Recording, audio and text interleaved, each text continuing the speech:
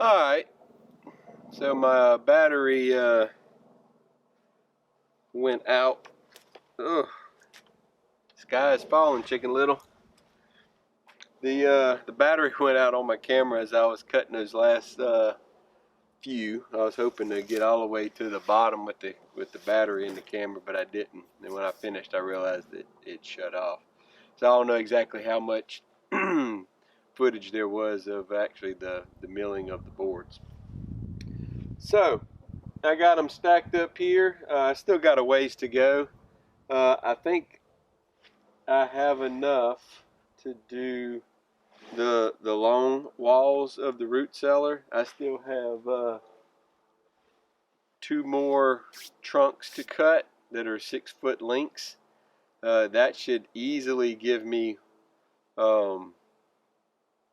one whole wall covering, 1 layer. I'm going to do at least 2 layers and probably 3 layers. So 3 layers would put it, 3 inches thick. So I think I may do that. And I'm gonna stagger the joints.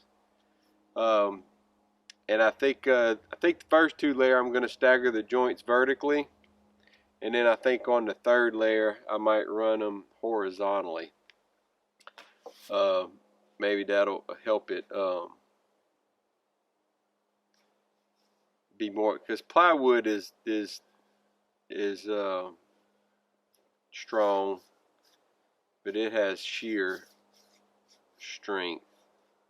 So anyhow, I don't think it would hurt, and I think aesthetically it would look pretty good to go vertically inside. But yeah, I think I'm gonna finish these in. I was burning them. I'm having a hard time with this burning deal. It seems like it takes forever for me to get a fire going good, and when I do get a fire going, it's spotty.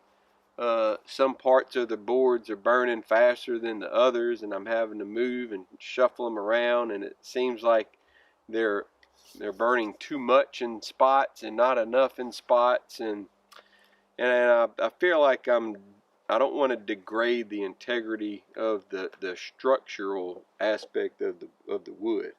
The posts and all that other business, I wasn't so much worried about that because they were so beefy. But these, I think I'm going to treat them with boiled linseed oil, turpentine, and pine tar. And I think what I'm going to do is mix the pine tar and the turpentine, let it thin the pine tar out, the turpentine thin the pine tar, so I can brush it on and then go back over it with boiled linseed oil. Or I may do boiled linseed oil first and then go back over it with the turpentine pine tar mix. So anyhow, I saw a lot online about used motor oil and stuff, and as tempting as that is, I'm going to skip it just because this is going to be my root cellar. I'm going to be storing food down there, and also this is going to be part of a geothermal cooling for the cabin, so it'll have air circulating through the basement and into the cabin.